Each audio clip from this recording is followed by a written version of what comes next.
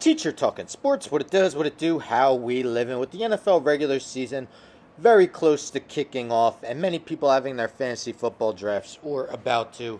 In today's video, I'm going to do something different. I'm going to take a look at every NFL team and a one-year fantasy wonder from each NFL team. So for this, I'm only looking from 1997 on, and these players were fantasy relevant for one season and never reached those heights ever again.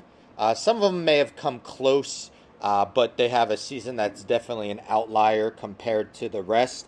Now, for this, I'm only looking at, again, from 97 on, but if a player had a fantasy relevant season before 1997, they were not eligible to be included. If a player only had one fantasy relevant season for the team, but had a fantasy relevant season for another team as well, they could not be included as well. I looked at quarterbacks, running backs, wide receivers, and tight ends, not kickers and defenses.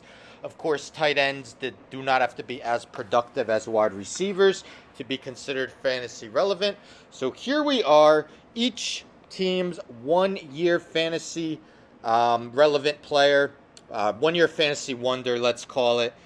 Some of them were easier than others. Some of them had a multitude of players I could choose from. For the teams that had a few players I could choose from, I tried to go with the guy who had the biggest outlier from his best to his second best season. So let's get into it. I'll do the teams in alphabetical order by team name. So let's start with the Arizona Cardinals running back Beanie Wells. Now, Beanie Wells was fairly productive his rookie year in 2009, 793 yards and 7 touchdowns, but in 2011, despite missing 2 games, he still rushed for over 1,000 yards, 1,047, while reaching pay dirt 10 times. He only played one more season after that. Beanie Wells, Arizona Cardinals. Atlanta Falcons wide receiver Harry Douglas. In 2013, Douglas caught 85 passes for 1,067 yards, just 2 touchdowns, but he never came close to reaching those receptions or receiving yards, as his second best was the following season, 51 catches for 556 yards. The Baltimore Ravens, LaRon McClain, a fullback. He really had just one season where he received regular carries. That came in 2008. Had 902 rushing yards for 10 touchdowns. Also added a receiving touchdown. Other than that season, he never had more than 180 rushing yards in a season. For the Buffalo Bills, David Nelson. David Nelson actually played tight end in the 2011 season for the Buffalo Bills. Caught 61 passes for 658 yards and 5 touchdowns. Never came close to duplicating that. 36 catches for 423 yards was his next best season.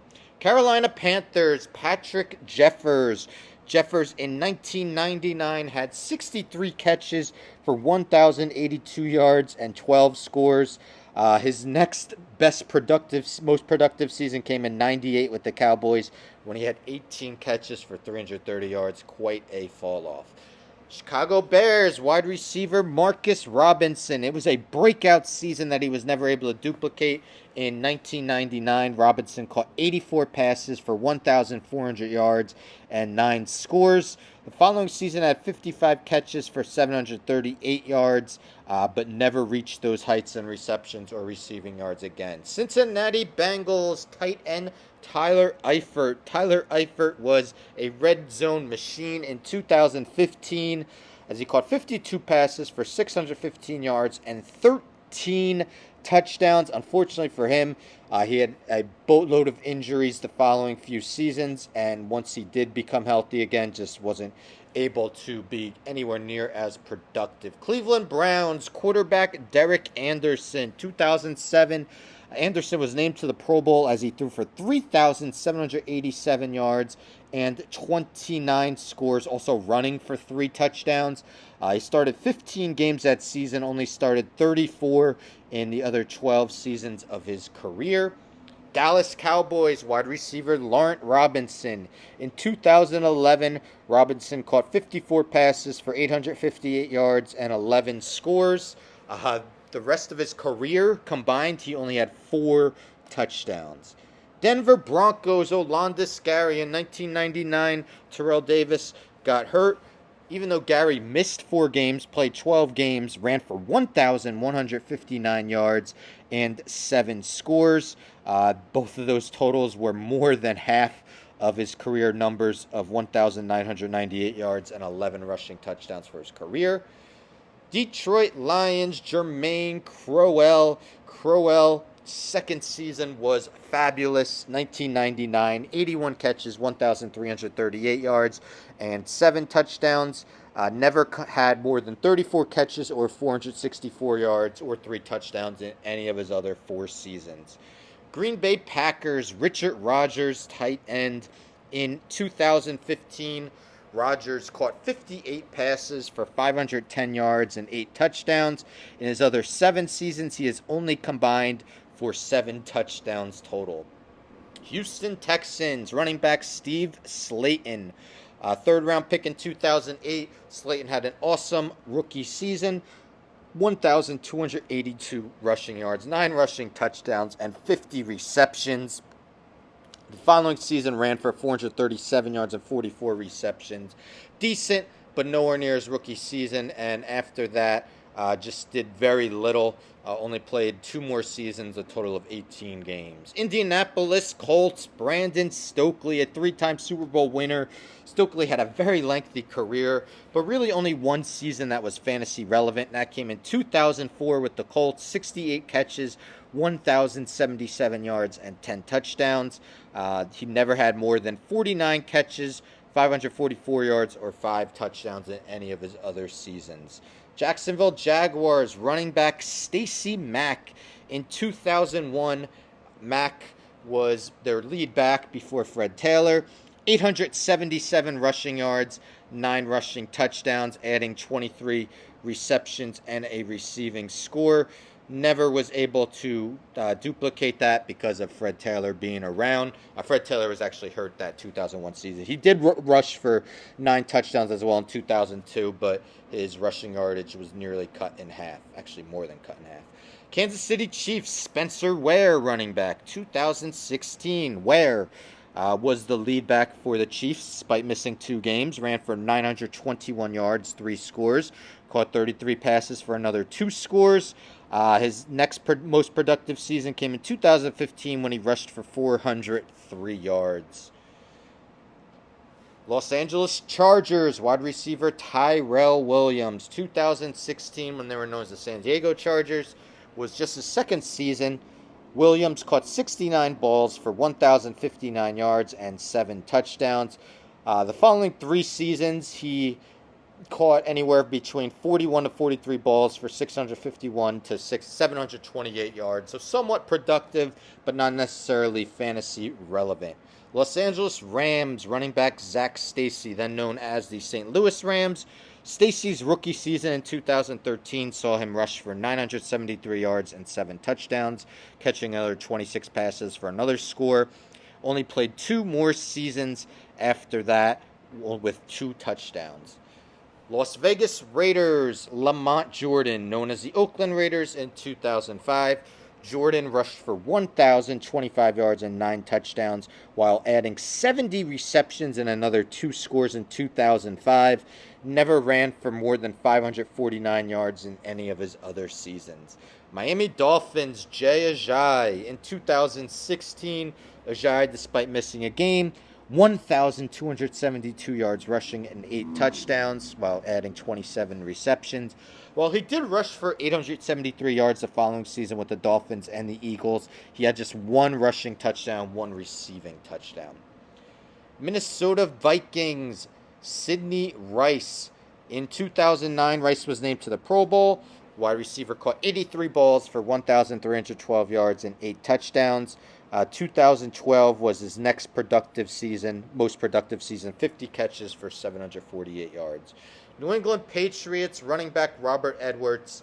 Robert Edwards had his unfortunate major knee injury that in the Pro Bowl, practicing on the beach. It was some type of beach competition, I believe. I'd have to go back and look, but it was very unfortunate because he had an awesome rookie season in 1998. 1,115 rushing yards, 9 rushing touchdowns, 35 catches, 3 receiving touchdowns. Did make a comeback in 2002 with the Dolphins, but played very little. New Orleans Saints, Cam Cleveland, the tight end's rookie season was awesome in 1998. 54 catches for 684 yards and 6 touchdowns. The tight end never had more than 26 catches in any other season. New York Giants wide receiver Steve Smith, no, not the Steve Smith from the Panthers and Ravens. This Steve Smith, though, had a fabulous 2009 season for the Giants. 107 catches for 1,220 yards and 7 touchdowns. Never had more than 57 catches or 574 yards in any other season. Philadelphia Eagles wide receiver Riley Cooper, most known now for an off-the-field incident, which I won't get into.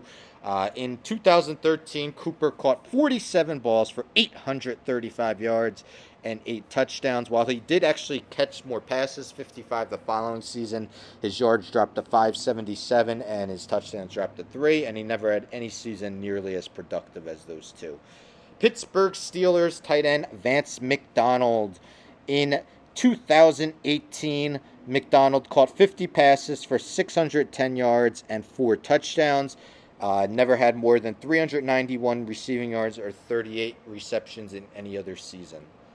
San Francisco 49ers, Marcus Goodwin. Goodwin in 2017 caught 56 passes for 962 yards and 2 scores. Never had another season with more than 29 catches for 431 yards. Seattle Seahawks, Derek Mays, the wide receiver, in 1999 caught 62 passes for 829 yards and 10 touchdowns. He only had 6 touchdowns combined in his other 4 seasons. Tampa Bay Buccaneers may be the poster child for this, and it came in his rookie season. Michael Clayton, the 15th overall pick in the 2004 NFL Draft. Awesome rookie season. 80 catches, 1,193 yards, 7 touchdowns. He had a total of 3 touchdowns over the next 7 years of his career. 2 teams left. Tennessee Titans wide receiver Drew Bennett. 2004 was a banner year for Bennett. 80 catches, 1,247 yards, 11 touchdowns.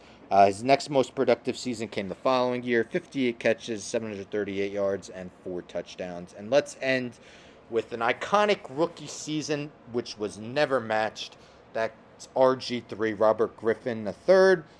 In 2012, his rookie season, he was named Offensive Rookie of the Year, throwing for 3,200 yards, 20 touchdowns, just 5 interceptions, while also running for 815 yards and 7 scores. While he actually threw for 3 more yards the following season, he had 4 less touchdowns, 7 more interceptions, and did not have a rushing touchdown. Robert Griffin III was never able to duplicate the magic of his. And for the New York Jets wide receiver Quincy Enunwa, in 2016, Enunwa caught 58 passes for 857 yards and 4 touchdowns. Missed the next season with injury. 2018, 38 catches for 449 yards. Just played in 1 game, 2019, and hasn't played in the NFL since. So there you have it. Each team's 1-year fantasy wonder since 1997. As I mentioned, there's a few teams that had a few players I could choose from. Some notable ones that I didn't include former Madden cover boy Peyton Hillis with the Browns.